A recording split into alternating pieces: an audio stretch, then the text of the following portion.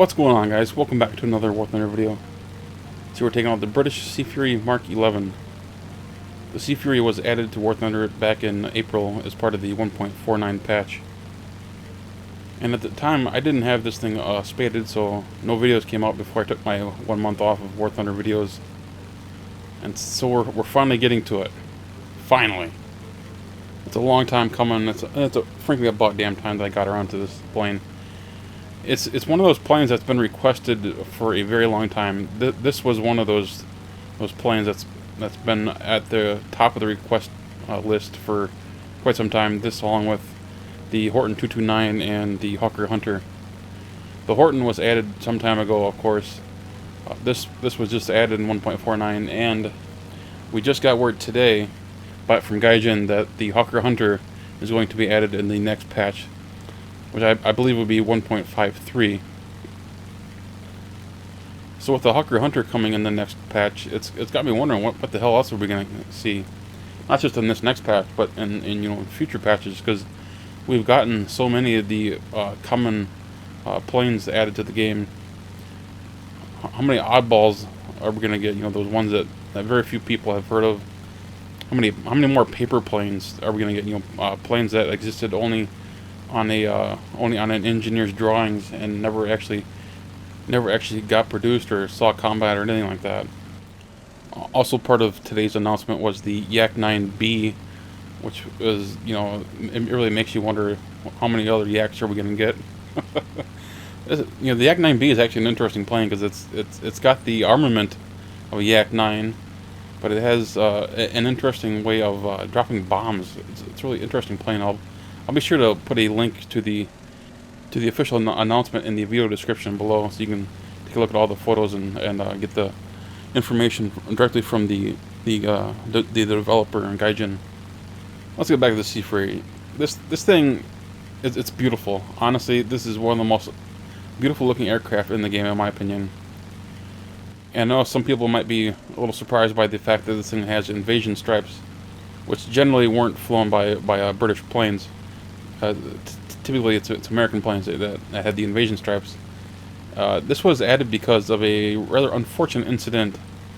It's all because of an unfortunate mistaken identification. A B-29 bomber accidentally shot down a friendly Seafire in 1950.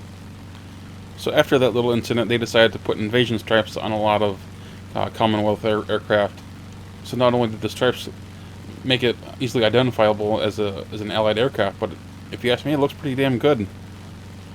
Some of the best looking skins in the game for Allied fighters have invasion stripes. I believe the Lightning has a version with the invasion stripes. It looks awesome. I don't remember if that's in the game or if that was when I downloaded, but either way, it looks really good. I keep getting distracted from talking about the actual Sea Fury itself and not the stupid camo.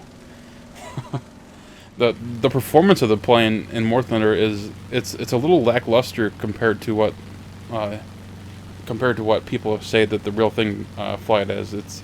It's in between the Tempest Mark V and the Tempest Mark II as far as the in-game performance.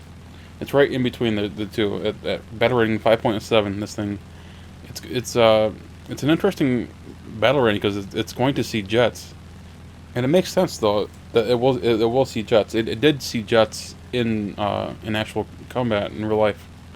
In the Korean War, this thing took on a MiG-15. There was a fairly famous incident where a group of Sea Furies and a group of Fireflies were flying around when a group of 8 Chinese MiG-15 jet fighters flew in the area, and actually one of the Sea Furies took down one of the MiG-15s. One of the Fireflies did get damaged, but no one from the British side lost their aircraft. Everyone was able to get home safe and sound. Within War Thunder, you are not going to see MiG-15s. I can guarantee you that. You will not see MiG-15s. The battle ratings will not allow that. MiG-15 is like 8 something, and this is a 5.7. Yeah, you don't have to worry about that. But you will face some of the earlier jets. Nothing that I would say you have to really worry about. In fact, in this match, there's a Yak 17. Yeah, a Yak-17 is a far different plane than a MiG-15. Now let's get into some combat. What do you guys say? Got an LE9 up here. Going to a kind of a medium to shallow dive. I want to pick up some speed so I can use a little burst climb and get right up in there and shoot him. I was hoping to actually get him by surprise, but he seems to have pulled off the P-47. I'm pretty sure he sees me because he goes into a little turn. That's not a very smart maneuver, especially this close. He probably should have dove away. Got some separation from me. Dove towards teammates. Instead, he just continues in and he gets fireballed for the first kill of the match. Anytime you can take out an LA9, that's a damn good sign. Those things are awfully dangerous. Still got some guys down below. There's that Yak-17 that I told you about. He's actually flying with another guy who I did recognize at the start of the match. I've only flown against him, but he's a good pilot, and he's always flying a Russian fighter, as far as I can remember. Sometimes the squad chat can be interesting. There's kind of a debate as to whether or not you want to get these guys low or not. Personally, I don't mind fighting Russians when they're low, as long as I have altitude. I'd rather boom and zoom them rather than just, say, turn fight them at a low altitude. Turn fighting Russians at low altitude is not good, so you want to get them as low as you can and boom and zoom them. Unless, of course, you got numbers at altitude, then of course, that's always a good way to go. Yak-9P tries to climb up and get me, but there's no way he's going to get me at this point. I actually end up stalling out. I want my plane to go into a dive so I can dive after him, but it's a little slow to respawn, a little wonky. There we go, another Yak. Lots of Yaks. Yak-15. It's a jet. Got LA-9 up at altitude. I'm gonna stay up here. Don't want to go after the guys when there's a guy right up here with me. I know the guys in chat bring up another interesting thing, and that is altitude. The guys want to know where the guys are as far as altitude, and that's an understandable thing to ask for. What I would like to see added is some sort of altitude indicator, so that if you hit T17, which brings up the text command, 1 is attack and 7 is list the target, and that puts it into the squad chat. I wish it would give you the name of the player, the plane type, the altitude, as well as the grid part. It's A7 or whatever it is on the map. I would like to have that in there. There was an unofficial mod made for simulator pilots that worked for a while, and that's very useful because in simulator you don't have these beautiful little name markers. You're confined to the cockpit, so you can't see anything. Knowing the altitude of a plane is very useful. So I would actually like to see that changed, and the unofficial mod no longer works as far as I know. I think something broke. I don't know if that was a change that War Thunder made that broke it or just what happened, but the last time I looked into it, it wasn't working. As far as this battle, we're actually starting to whittle these guys down. There's a whole pack of them down here, just below the cloud levels. I focus in on this Yak-9, but teammate just happens to beat me to the punch. So I have to very quickly course correct, take on this Yak-9P in a head-on in very close quarters. I don't know how he didn't accidentally ram my right wing, and that was damn close. But it was a beautiful fireball that ended up in the result. And here we go. We got these last couple of guys, Yak-9 UT and the Yak-17. Now the guy in the Yak-9 UT is the one that I was most worried about. He was the player that I recognized from previous battles. So I know he's a knowledgeable pilot. I missed my shots in the dive and just continued to dive away. There's no point in me trying to do anything fancy. The Yak-9 UT is incredibly good at terms of energy and turning. If I do anything, he'll end up catching me. So I kept going into a dive. I didn't pick my nose up because that would have slowed me down. If I slow down too much, the Yak-9 is going to end up catching me with his bullets. And if you notice, he did take a couple of shots at me, but I used my elevator to throw them off a little bit. Now that I got some distance, I put it into a climb. I want to get some altitude. You see the Yak-17 tried to take a couple of shots at me. Missed just barely. A couple of tracer rounds flew over the head of my plane. Got another fighter in the area. I turn around just to keep more pressure. I want to keep pressure on these guys so they don't climb too far. We've got friendly fighters coming in to help us. I just don't want to allow these guys to get any kind of altitude over us while they come in and give us a hand. I continue in my dive. I don't want to pick my nose up and boom and zoom. I just want to stay fast and run. Speed is everything right now. If I pitch up, it'll slow me down. You see he fired a couple of rounds, missed, and he immediately turns around.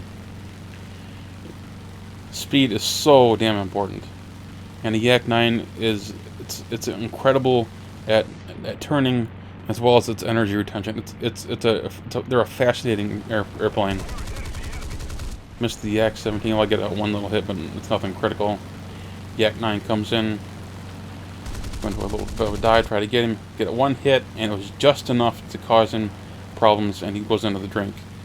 At that altitude, he just didn't have any margin for error. You know, one little awkward hit, they could throw off the elevator or the rudder, and it just can really ruin your day. At that altitude, he just didn't have any room for maneuvering.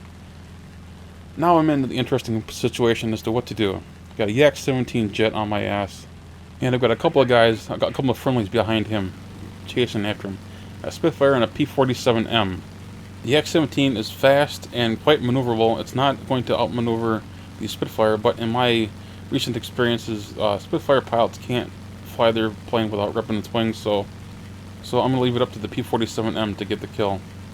I'm going to play bait, to fly relatively straight, but do some maneuvers to slow him down just a little bit, and then the P-47M will eventually catch up to him.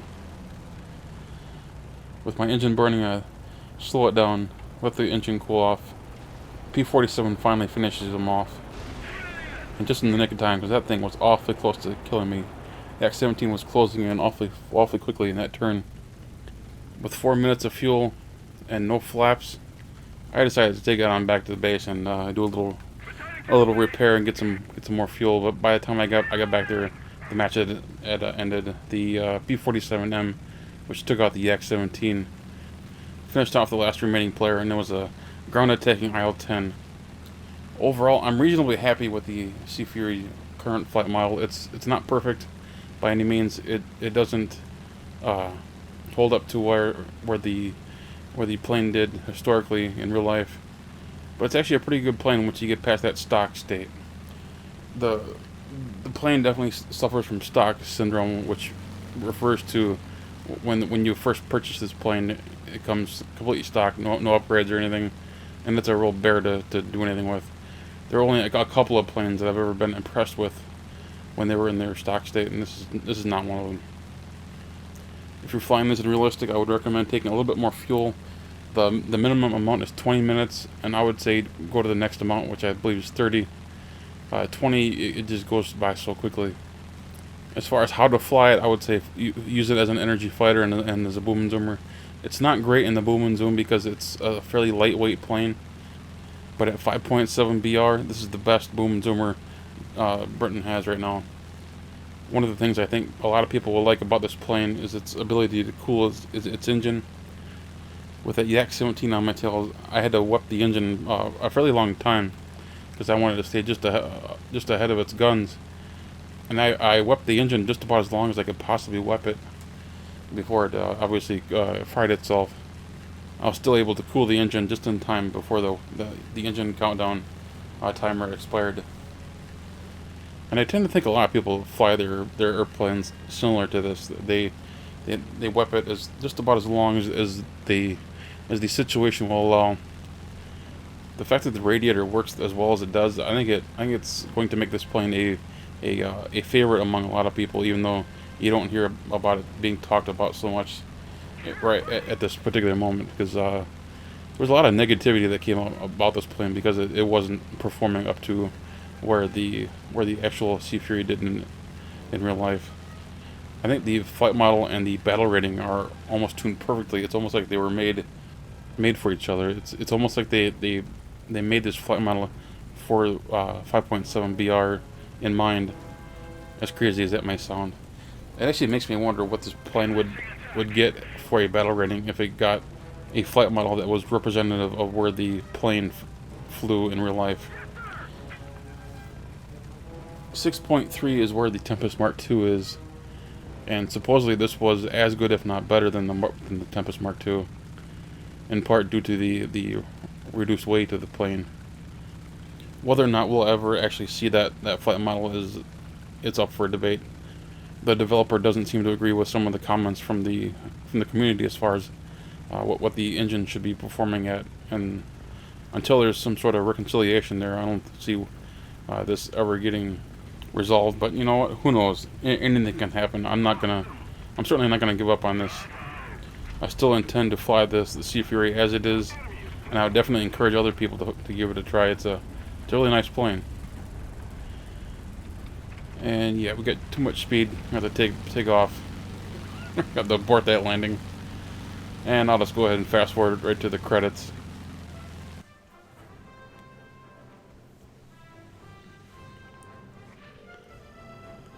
So with 3 kills on a premium account, got over 67,000 in silver lines and just over 7,000 in vehicle research points. We're almost done with the tech tree of Great Britain. Got 2 meters left. Anyway guys, I thank you all very much for watching. If you like this video, hit that thumbs up button. And of course, if you're new to the channel, please subscribe. Take care guys.